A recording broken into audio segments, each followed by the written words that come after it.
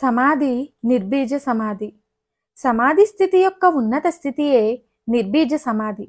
ఈ స్థితిలో యోగి బ్రహ్మానందాన్ని అనుభవిస్తాడు, ఆత్మానుభవాన్ని పొందుతాడు. రాజయోగంలో ఉన్నత దశయే నిర్బీజ సమాధి. నిర్బీజము అనగా సంస్కృతంలో బీజములు లేని అని అర్థం. ఈ స్థితిలో యోగి పరిపూర్ణమైన ఆనందాన్ని అనుభవిస్తాడు. ఈ స్థితి ఒక్కోసారి హఠాత్తుగా కలుగుతుంది. నిర్బీజ సమాధి స్థితిలో యోగి ఆలోచనారహిత స్థితిని అనుభవిస్తాడు. ఎటువంటి స్థితిలో ఎట్టి కర్మలు నిర్వర్తించబడవు.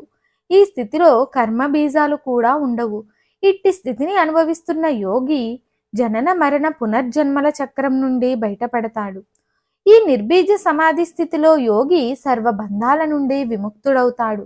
ఈ స్థితిలో యోగి మనస్సు విశ్వమానసంతో మేళనమవుతుంది. మాన ఏవ మనుష్యానాం కారణం బంధమోక్షయో. కొన్నిసార్లు కుండలిని శక్తి ఉన్నత ప్రచోదన స్థాయిలో నిర్బీజ సమాధి సిద్ధిస్తుంది.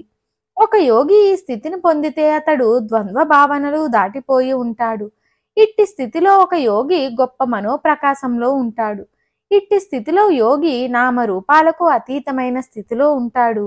అన్ని రకాల మానసిక స్థితులకు అతీతంగా ఉంటాడు. ఆధ్యాత్మికంగా ఏకత్వ స్థితిని అనుభవిస్తాడు. ఈ స్థితిలో యోగికి మనస్సు అనేది ఉండదు, ద్వంద్వాలకు అతీతంగా ఉంటాడు.